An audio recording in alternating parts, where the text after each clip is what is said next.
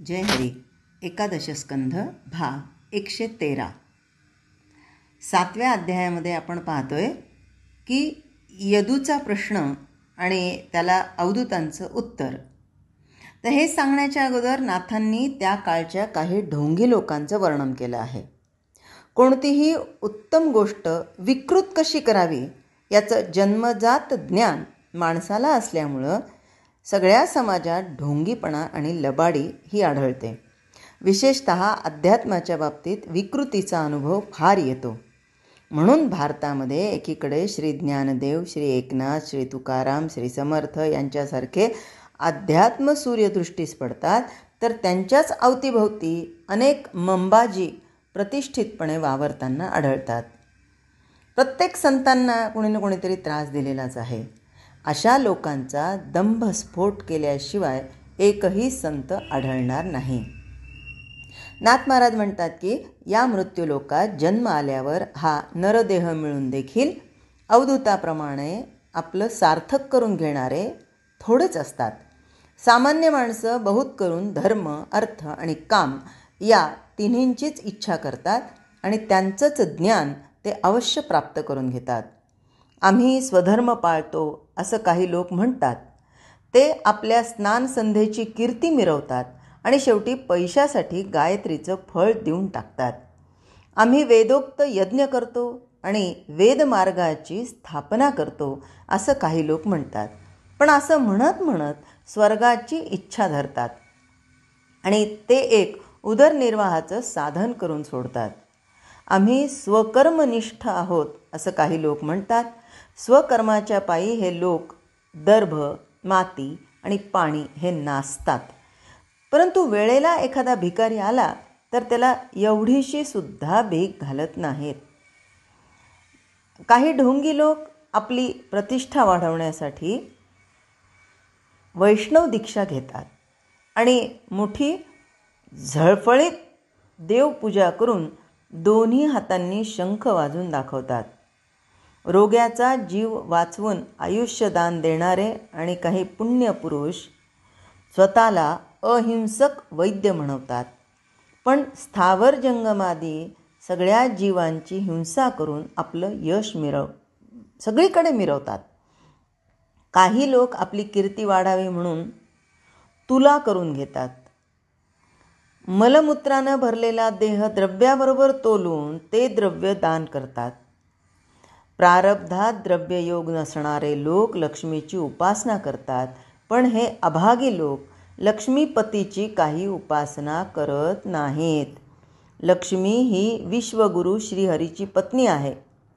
जो तो तिचा अभिलाष धरून तिला असं राखून ठेवतो, जपून ठेवतो, माझ्याचकडे राहिली पाहिजे हा अट्टहास करतो. हरीची पत्नी हरीला न देणाऱ्याचा अधपात होतो. हरीला न देणाऱ्याचा म्हणजे जे कुणी गरजू आहेत त्यांना न देणं, कारण त्यांच्याही हृदयस्थ कोण आहे? हरीच आहे. किंवा चांगल्या सत्कार्यासाठी दान देणं हेही हरीलाच देण्यासारखं आहे. मूर्ख लोकांना अगदी भुरळ पडते. खरा स्वार्थ ते विसरून जातात. परमार्थासाठी कोणी कवडीसुद्धा खर्चत नाही.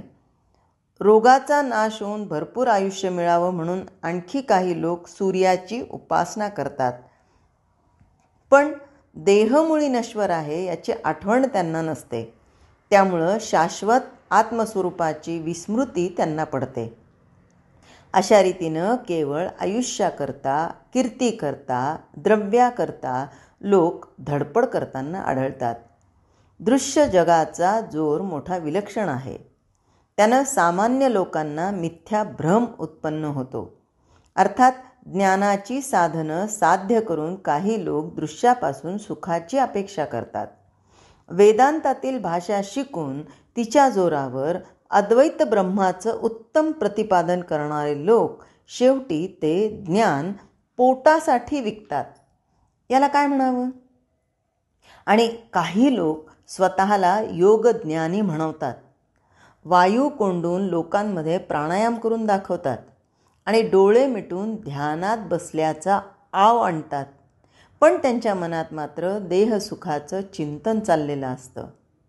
आता हे सगळं सांगण्याचं तात्पर्य इतकंच की असे अनेक प्रकारचे लोक अनेक प्रकारच्या ज्ञानाच्या मागे लागतात, त्यासाठी नाना प्रकारची साधनं साध्य करून घेतात, पण शेवटी मूर्खपणानं त्यांचा दुरुपयोग करतात.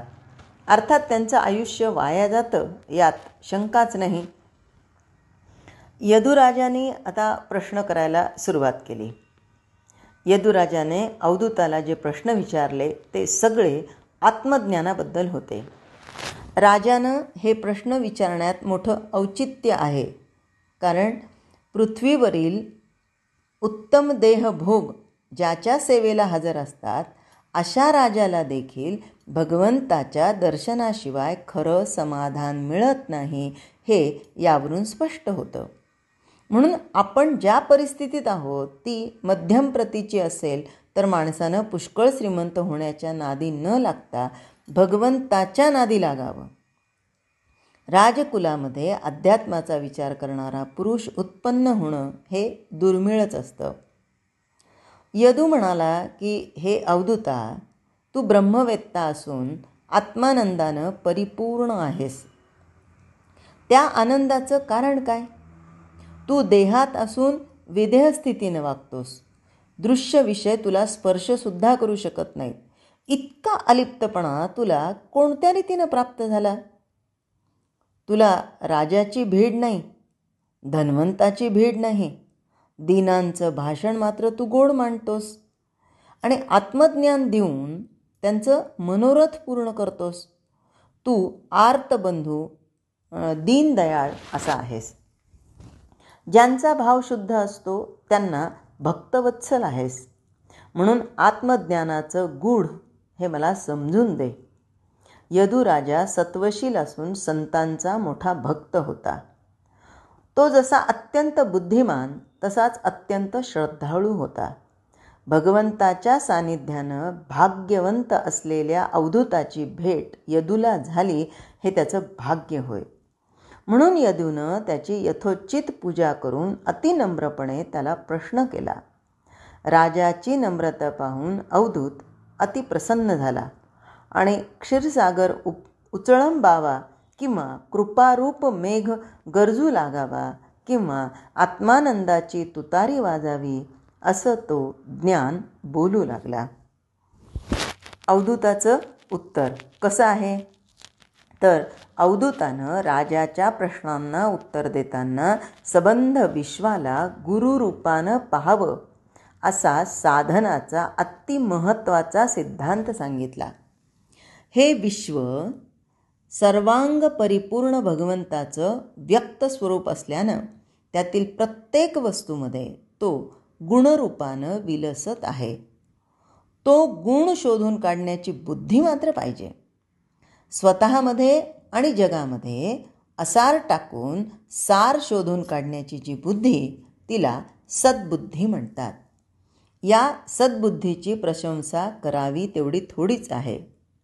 साधनाने अखेर तीच साधकाच्या अंतर्यामी निर्माण होते आणि तिच्या जोरावर त्याला आत्मसाक्षात्कार होतो.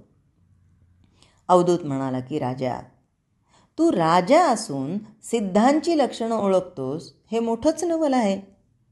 तू स्वानंदाचं कारण विचारलंस ते मी तुला यथार्थ सांगतो. सद्गुरूशिवाय आत्मज्ञान कधीच प्राप्त होत नाही. आत्मज्ञानाच्या चिंतनात गुंतलो असता मी अनेक गुरु केले.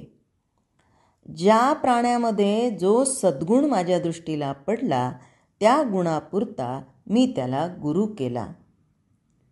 जो जो जयाचा घेतला मी गुण, तो तो म्या गुरु केला जाण. गुरुसी आले अपारपण, जग संपूर्ण गुरु दिसत असे. म्हणजेच या सृष्टीमध्ये जे जे काय दिसलं, मग प्राणी असो, वस्तू असो, व्यक्ती असो, एखादा गुण असो, एखादा व्यवसाय असो, कुणीही असो, त्यांना मी गुरु केला. कशासाठी? तर काहीतरी ग्राह्य म्हणजे काहीतरी घेण्यासाठी आणि कशाचा तरी त्याग करण्यासाठी. बुद्धीनं त्या गुणांचा अंगीकार मी केला आणि स्वतःच्या धैर्यानं त्याची धारणा धरली म्हणजे तो आत्मसात करण्याचा प्रयत्न केला. त्यामुळं मी मुक्त झालो आणि स्वेच्छेनं आणि निर्भयतेनं संचार करू लागलो. संसार तरून जाण्यास मुख्य सद्बुद्धी पाहिजे. दुसरा उपाय तिथे कामाला येत नाही. व्यर्थ कष्ट सोसण्यात काही अर्थ नाही. ज्याच्यापाशी सद्बुद्धी नसते तो संसाराचा गुलाम असतो. रात्रंदिवस अनेक दुःख भोगत असता यत्किंचित उसंत नसते. ज्याच्या हृदय मंदिरात सद्बुद्धी नसते त्याच्या मनात वैराग्य उपजत नाही किंवा विवेकाचा उदय होत नाही. अर्थात तो तरुण जाणं शक्य नसतं.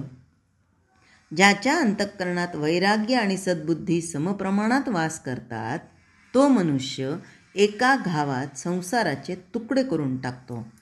त्याच्यापुढे संसार बिचारा काय करणार? आधी संसार म्हणून काहीतरी खरी वस्तू असली तर त्याच्या नाशासाठी खटाटोप करणं शोभेल. पण जो साधक विवेकाच्या गावात शिरतो त्याच्यापुरता संसारमुळी नाहीसाच होतो. शिष्यप्रज्ञा म्हणजे शिष्याची सद्बुद्धी हाच संसार नाश करण्याचा खरा उपाय आहे. शिष्याच्या ठिकाणी सद्बुद्धी स्थिर झाली की तिच्या सामर्थ्यानं संसार मृगजळ बनतो. आता मृगजळ दिसतं, भासतं, पण ते खरं असतं का? नसतं. तसं तो असून नसल्यासारखा होतो. काय? संसार. आता माझ्या प्रजेनुसार मी अनेक गुरु सांगतो. माझ्या बुद्धीनुसार किंवा माझ्या प्रज्ञेनुसार, प्रजेनुसार चुकलं, माझ्या प्रज्ञेनुसार मी अनेक गुरु सांगतो. त्यावर विचार करून ग्राह्य ठरवावं. म्हणजे ग्राह्य असेल ते घ्यावं आणि अग्राह्य वाटेल ते टाकावं. इथे शिष्याची प्रज्ञा आपोआप कळून येईल. म्हणजे शिष्याची बुद्धी, शिष्याची पात्रता, शिष्याची लायकी हे कळून येईल. दृष्टांत रूपानं त्या बुद्धीची लक्षणं सांगतो. शिष्याची प्रज्ञा चाळणी, सूप किंवा तवा यांच्यासारखी असते. चाळणीमध्ये जे जे पडतं त्यातील खरं आणि सूक्ष्मतत्व खाली सांडतं. गुणदोषांचे खडे मात्र वर चाळणीत उतरतात. ते खडबड खडबड आवाज करत असतात. अशा अवस्थेचा आपण त्याग करावा. तसं नाही केलं म्हणजे गुणदोषांचे खडे पोटात ठेवल्यास आत्महिताची खात्रीनं हानीच होते. सुपाची तऱ्हा निराळी असते. भूस, कोंडा, कचरा, माती ते टाकून देते. चांगलं स्वच्छ बीज तेवढं आपल्या पोटात धरून ठेवतं आणि साठवतं. तव्याचं काम आणखीन निराळच असतं. तवा स्वतः तापतो आणि कच्चं असेल ते भाजून काढतो. म्हणजेच अपक्वाला तो परिपक्व करतो. तसं वैराग्यानं स्वतः तापून आपल्या गुणानं आणि कृतीनं अपक्वाला परिपक्व करावं. म्हणजे आसक्ताला अनासक्त करावं. तात्पर्य काय? तर सूप आणि तवा यांनी उचित केलेल्या अवस्था शिष्यानं निश्चयानं संपादन कराव्या. म्हणजे हातच्या आरशाप्रमाणे परमार्थ आपोआप हाती येतो. ही दृष्टी ठेवून जगाकडं पाहिलं तर सारं जग गुरूंनीच भरलेलं दिसतं. जय हरी.